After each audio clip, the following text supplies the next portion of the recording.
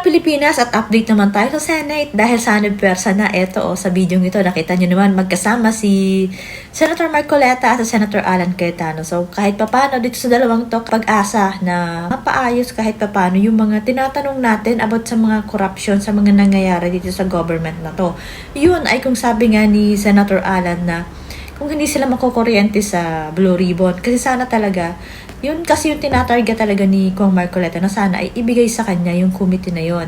Kasi nga doon talaga yung lahat ng mga agency na mga may mga question doon talaga yun talaga yung parang nag-i-investigate sa kanila. So kung ganyan malalaman yung totoo. Saka kita nyo naman kung gaano kagaling si ito na naman to, magaling to. Pero syempre si Marcoleta, iba talaga yung atake niyan. At saka, hindi yan bumibira ng hindi siya sigurado. At saka, diretso siya, napaka-diretso ng prinsipyo nitong si Marcoleta na to, si Kong Marcoleta. Ay, Senator Marcoleta pala. Nalilito na ako. Senator na nga pala siya ngayon. Napaka-diretso.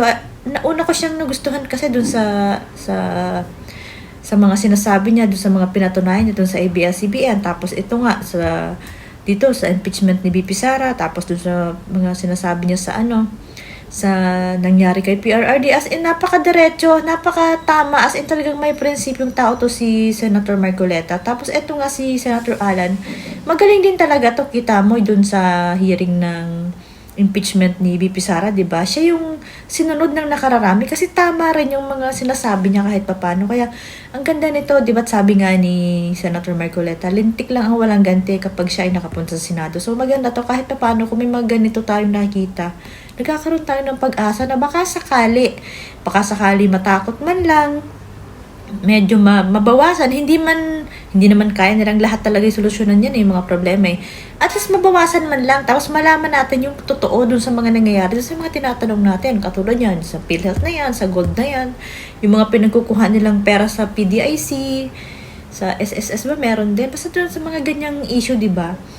Malalaman natin kahit papano at maganda yung aabangan natin at least tapos may matututunan pa tayo na dapat pala ganito at ito nga yung tinatarget din nila yung magpababa yung mabababa yung presyo ng kuryente. Yan yung unang target ni Senator Marcoleta kasi sabi nga niya, umpisa natin doon sa kuryente tapos sunod-sunod na kung kakayanin natin, sunod-sunod nating ayusin na mapababa man lang na maramdaman man lang nila ng mga tao yung konting ginhawa ba nung sila na yung nakapwesto. Yan yung promise niya. Ngayon nga parang may mga gumagawa na nga ng video na parang sabi kasi niya ng election pag daw parang 2,000 yung bayaran pababa libre na, parang sinisingil na kaagad siya ngayon. Hindi naman ganun kadali yun. Mali naman yung mga ganung sinasabi niyo na agad-agad. So, ito, abangan natin to. Tsaka ito, nakakatuwa kasi nga kahit papano yun. Nilalaban nila si PRRD ngayon. Katulad nito, may resolution to si Senator Alan Cayetano about na house arrest yung gawin kay PRRD kasi nga talagang hindi talaga magkakaayos. Pag may nangyaring hindi maganda kay PRRD, magkakahiwa-hiwalay na naman talaga lalo ang mga Pilipino kasi magagalit talaga. Kaya ito yung sinasabi niya, ayan, di ba? At least kahit paano, buti nga to, hindi ko inaasahan nakikilos to ng ganito si Senator Alan para kay PRRD. Oo nga, at parang ang nasa isip ko na parang wala na, tapos na yung pinagsamahan nila, ganun na lang. Hindi siya nakakalimot kahit papaano. Tapos ngayon, kung magtatadim sila ni Kong Marcoleta, di wow, mas magiging maayos. At syempre, hindi mawawala ang mga komento mula sa ating mga netizens. Mabuhay ka, Senator Marcoleta. I hope ikaw talaga ang makahawak ng Blue Ribbon Committee. For sure, marami ka pang bills na makakatulong sa mga Pilipino, especially ang mga mahihirap. Ayan, true. Kasi, sana naman magtagumpay siya, supportahan siya. Ayan nga, support siya kay Senator Alan. So, magandang pangitain to. Ang unang target nga nila, ito nga si yung mapababa yung kuryente. Kasi nga, wala, talagang talamak naman talaga ang corruption ngayon. Kaya kawawa yung mga Pilipino. So, sana naman maging successful to. At makapunta talaga sa kanya yung Blue Ribbon. So, ito pa. May God bless you. Give your wisdom and protect you both. Para mangibabaw ang katotohanan at maging maayos ang bansa para sa mga Pilipino. Fight the corruptions and maalis na ang mga greedy senator na wala namang ginawa para sa mga Pilipino. God save the Philippines. Ayan. Sana naman, magandang magandang ang pangitain to na magkasama sila. Napapansin ko lang talaga parang napakatalino nito rin ni Senator Alan. Kasi nga, yung alam mo, nilalapitan niya yung mga taong alam niya na mahal din ng mga tao. Katulad niya nung election, kahit yung nagkatalo sila dati ng Robin, lumapit pa rin siya kay Robin. Tapos ngayon, parang brother pa sila ngayon ni Robin.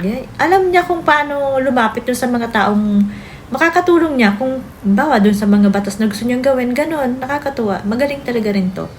So, ito pa. Salamat po sa inyong dalawa at nilalabanan niyo po ang korupsyon. Yan po talagang unang dapat mawala para umunlad ang ating bansa.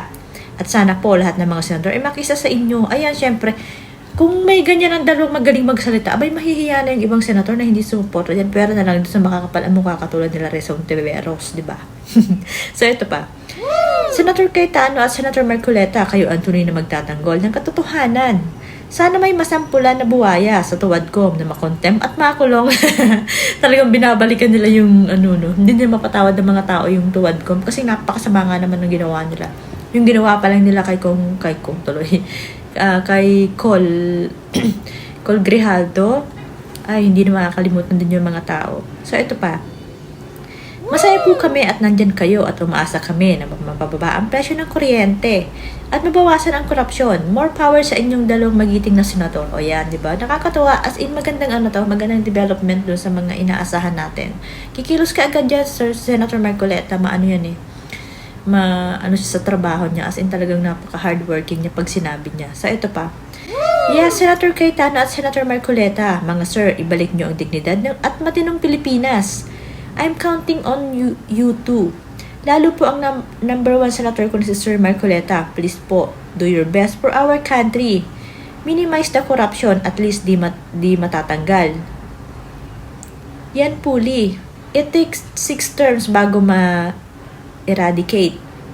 Yan ang leadership na kagaya ni PRRD. We are praying the best na magaya ang Pilipinas. Dito sa ibang bansa, ayan talaga. Ayan, grabe parang nagkakaroon talaga ng hope yung mga tao nung manalo si Marcoleta. Kasi nga, kita nila kung paano gumalaw tong taong to. And syempre, nagtitiwala sila kasi sa totoo lang, baka ito si Senator Marcoleta, ito talaga yung nandun sa pwesto ni Bam Aquino. Napaka-imposibleng si Bam ang number 2 sa totoo lang. Sa akin lang naman yun sa observation ko lang. So, ito pa. God bless sa inyong dalawang magigiting naming public servant. Napakapalad ng ating bayan sa mga katulad ninyo na ang nasa pamahalaan. Andito lang kami sa inyo layunin kami nagagalaw para maitas natin ang dangal ng ating inang bayan. Ayun, di ba? Ang ganda ng mga feedback sa kanilang dalawa. Kasi, mabuti kasi itong mga to talaga. Kahit pa paano. Sa Senator Alan, na lang naman yan, parang sinisingil lang naman siya ng mga tao doon sa hindi niya naibigay na bawat Pilipino ay may 10K, di ba? Doon lang naman siya sinisingil. Pero yung the rest, maayos talaga to si Senator Cayetano. Tsaka napakatalino rin ito mag-isip nitong taong to. So, abangan natin. Sana naman ay magtagumpay itong dalawang to.